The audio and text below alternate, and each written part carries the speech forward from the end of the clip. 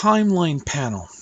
The timeline panel is this panel down here in the bottom middle portion of our screen, of our interface. And this is where we do all the creative work. And so we're going to house clips over here and place them into sequences. So a sequence is a term for video segments, back to back. So I'm going to come over here and take a clip. I'm going to pick on this clip right here. I'm going to drag it over here and I'm going to drop it into this timeline. And you can see here it put a clip in here. All right. And now what I'm going to do is I'm going to come up, take this video up here, and I'm going to drag it and I'll place it right afterwards. Okay. And so let's take a look at this panel. If you look down in here, they start with V1, V2, V3. These are video 1, video 2, video 3. So these are the different tracks of videos. Down below we have A1, A2, and A3. There's different tracks of audio.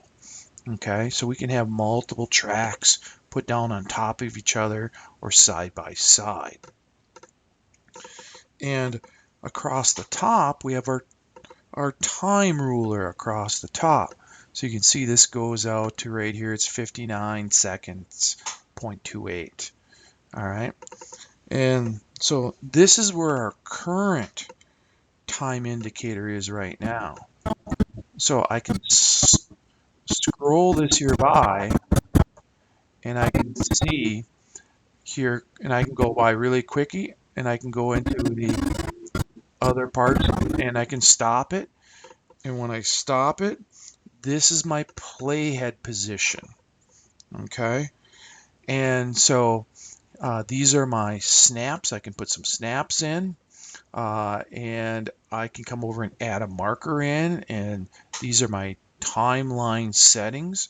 We'll learn about these later, but the main thing I want you to know is that yes, we can come in here and place things in here, and I could even come in here and say take a image and park it up here now.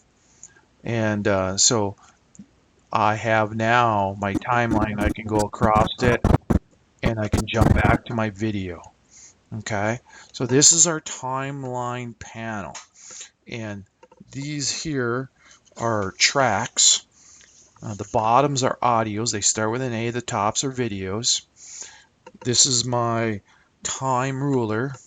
This is my current time up here. My CTI, current time indicator, is up here. We can also mark in and out points where we cut into the video and cut out of the video. So we will do a lot of work. This is where we'll spend most of our time, down here in our timeline panel.